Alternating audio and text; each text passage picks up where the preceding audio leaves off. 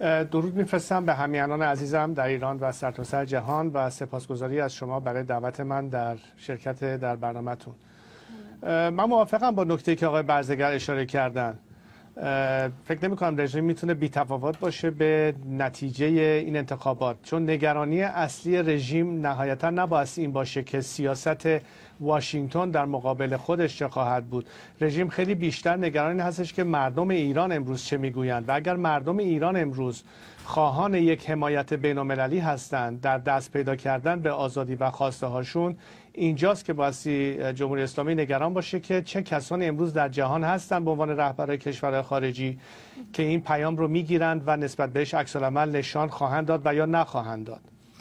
چرا نامه به آقای ترامپ نوشتید؟ آیا ولیعهد سابق ایران نگران احتمال یک جنگ هست از اونجایی که کسانی که الان برای گزینه‌های وزارت خارجه در لیست آقای ترامپ دیده میشن بعضیشون رابطه خیلی نزدیکی با مجاهدین خلق دارن، بعضیشون بارها بر طبل جنگ کوبیدند؟ آیا نگران بودید؟ اولا من در هر انتخاباتی که پیش میاد از 36 سال پیش که این کار را آغاز کردم تا به امروز بر حسب پروتکل کلی به تمام مقامات منتخب من جمله ریاست جمهوری های امریکا پیام تبریک فرستادم. این بار اول نیست. تأکید من امروز به خصوص برمیگرده به شرایط عینی کشور و نبود هیچ نوع دیالوگی از دید بین‌المللی با نیروهای سکولار دموکرات ایران. الان 36 سال هست که حکومت جمهوری اسلامی سر کار هست و بیشتر دولت‌های خارجی و غربی علل خصوص به خصوص دولت امریکا حد صحبتشون و ارتباطشون با ایران فقط با سران و نمایندگان این رژیم بوده و هرگز هیچ نوع دیالوگی با اپوزیسیون به مراتب در اکثریت بیشتر در مقابل اون اقلیتی که از نظام حمایت میکنن هرگز نبوده. و من همیشه اعتقاد داشتم که برای درک کردن خواست واقعی مردم یک کشور و در جهتی پیش رفتن که هم منافع ملی اون کشور و از طرفی شاید منافع ملی کشورهایی که با ایران میخوان سر و کار داشته باشن بهتر بشه دست پیدا کرد، باستی از خود مردم ایران شنید و بدون این دیالوگ این کار غیر ممکن خواهد بود. منظورتون از این گروه‌های سکولار دموکرات که ازشون صحبت می‌کنید دقیقاً چه گروه‌هایی هست؟ بسیاری معتقدن اصلا چنین گروه‌هایی الان وجود ندارن. ببینید اجازه بدید من توضیح مفصل‌تر بدم اگه فرصت داشته باشم. ببینید من باور دارم که بیشتر کشورها و دموکراسی‌های غربی علل خصوص از ابتدای کار یک اشتباه بنیادی کردن در برداشتشون از ماهیت رژیمی که در ایران سر کار هست. من اشاره میکنم امروز به اینکه ما در یک جهانی هستیم که مشکل برخورد بین تمدن‌ها یا جنگ بین مذاهب نیست، بلکه برخورد بین ارزش هاست. مردم جهان، آزادیخواهان، دموکرات‌ها، طرفداران حقوق بشر از یک سری باورها و ارزش‌های دفاع می‌کنند. طرف دیگر حکومت‌هایی داریم ایدئولوژیک که کاملا در تضاد هستند با این ارزش‌ها و باورها. حالا می‌خواد جمهوری اسلامی باشه یا فرض کنید داعش. این دو برخورد نمیتونن یک همزیستی واقعی داشته باشن یا هرگز با هم کنار بیان. این که در تصور ابتدایی جهان غرب نسبت به ماهیت رژیم جمهوری اسلامی و این فرض بودن که این طرز برخورد میتونه یک همزیستی داشته باشه به شکل متعارف با ارزش‌هایی که دنیای آزاد بهش باورمند هست، یک اشتباه اولیه بود و به علت این اشتباه و برداشت غلط سیاست کلی غرب در برخوردش با جمهوری اسلامی در جهت انتظار تغییر رفتار رژیم بوده. حال باز میگم رژیمی که نمیتونه این ارزش ها رو باورمند باشه چجوری میخوان که تغییر رفتار بده؟ این هستش که بگین یک گرگ تبدیل بشه به یک بره. خب نمیشه. آب با روغن قاطی نمیشه. بنابراین شما برگردید به 36 سال پیش تا به کنون، از زمان رونالد ریگان بگیرید تا همین رئیس جمهور فعلی آقای اوباما، چه دموکرات باشن چه جمهوری خواه باشن رو همون فرض غلط پیش رفتن.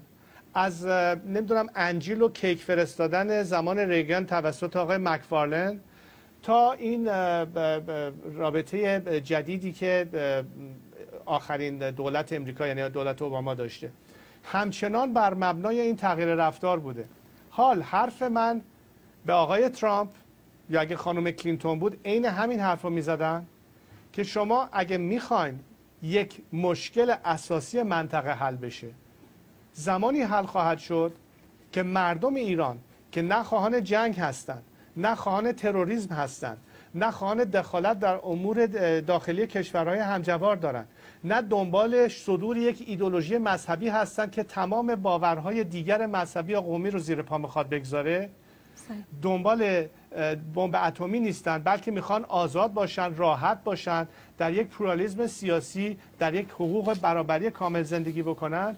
تا زمانی که این ملت دسترسی به یک حکومت که معرف خاص اونها باشه نباشه، هم مردم ایران گرفتارن، هم همسایگان ما گرفتارن، هم دنیا به طور کلی. و برای همین است که میگم که اگر وارد دیالوگ بشید با نیروهای سکولار دموکرات، یعنی نیروهایی که به این ارزش‌ها و باورها باورمند هستند برخلاف سران کنونی رژیم جمهوری اسلامی، اون موقع است که میتونیم به یک نتیجه واقعی برسیم. اگر امروز نه جنگ راه حل هست، نه وضعیت موجود. تنها راهی که باقی مونده سرمایه‌گذاری رو ملتی است که در اکثریت خواهان چیز دیگری است که امروز نمایندگیشو متاسفانه در ایران نداریم. صحیح. اگر همین امروز مثلا کسی از دستاندرکاران دولت آینده آمریکا با شما تماس بگیرن، بگن دقیقاً همین کارو میخوان بکنن، میخوان با این گروه ها صحبت بکنن، شما قرار باشه یه فهرستی به اونها بدید، این فهرست شامل چه گروه هایی هست؟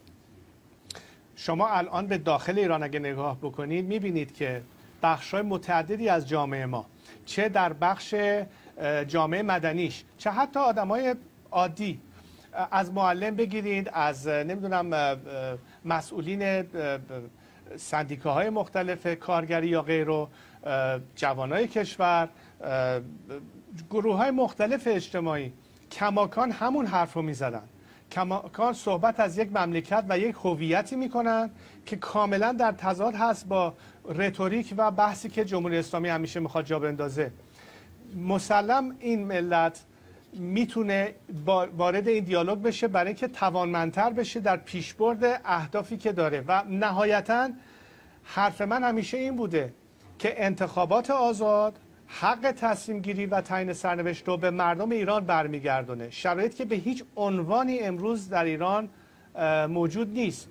سرمایه گذاری باشه رو ملتی که میتونه آزادانه این تصمیم بگیره و خواسته نهاییش رو بیان بکنه. بنابراین اگر سیاست دولت کنونی، میخوام بگم ببخشید، دولتی که در سر کار خواهد اومد در امریکا، یعنی دولت آقای ترامپ و سایر کشورهای غربی، این باشه که ما به اندازه کافی وقت تلف کردیم که با سران جمهوری اسلامی سر و کله بزنیم و انتظار رفتار متفاوتی ازشون داشته باشیم و هرگز وارد دیالوگ با مردم ایران نشدیم، این آلترناتیو و این بدیل زمانی آغاز خواهد شد که این بار طرف مقابلمون مردم ایران باشن. اگر مدعی هستیم که مردم یک کشوری باستی انتخاب کننده راهشون باشن و این شرایط در ایران الان موجود نیست و در تاریخ دیدیم وقتی که کشورهای آزاد جهان به کمک ملت‌هایی که تحت فشار بودن، تحت سرکوب بودن، از دیکتاتوری‌های نظامی آمریکای جنوبی بگیرید تا نمیدونم میانمار بگیرید، تا افریقای جنوبی بگیرید، تا کشورهای بلوک شرق زمان جنگ سرد بگیرید، بدون این حمایت و پشتیبانی مشکل‌تر بود کار برای این ملت‌ها که به آزادی دست پیدا بکنن، به دموکراسی برسن و نهایتاً برگردن به جامعه پیشرفته و آزاد جهان. خب من فکر می‌کنم که از گروه‌ها بگذریم، ببینیم اصلا اگر قرار باشه امروز این کار صورت بگیره، پیشنهاد شما اینه که از کجا شروع بکنند؟ راهکار شما چیه؟ با چه شیوه‌ای میتونن این کار رو انجام بدن؟ سوال خیلی ساده است. سوال مردم ایران از سرکردگانش این هستش که شما اگر اینقدر ادعایی رو میکنید که به خواست و اراده مردم ایران سر و کار هستید، پس چرا از رأی مردم ایران میترسید؟ چرا یک رفراندوم آزاد نمیگذارید؟ چرا اجازه نمیدید که مردم ایران پس از 36 سال بیان بگن اصلا شما رو میخوان یا نه؟ حال دو راه بیشتر نیست. یا جمهوری اسلامی، آقای خامنه‌ای و امثالهم این حق رو به مردم ایران میدن که در مورد تعیین سرنوشت خودشون رأی بدن و تصمیم بگیرن، یا نه سرکوب میکنن، زندانی میکنن، اعدام میکنن طبق معمول. و اون موقع مردم ایران چه راهی به غیر از این خواهند داشت که بر علیه نظام بلند بشن؟ منتها به چه سیستمی؟ نافرمانی مدنی، به دور از خشونت، منتها با حمایت و پشتیبانی بین‌المللی.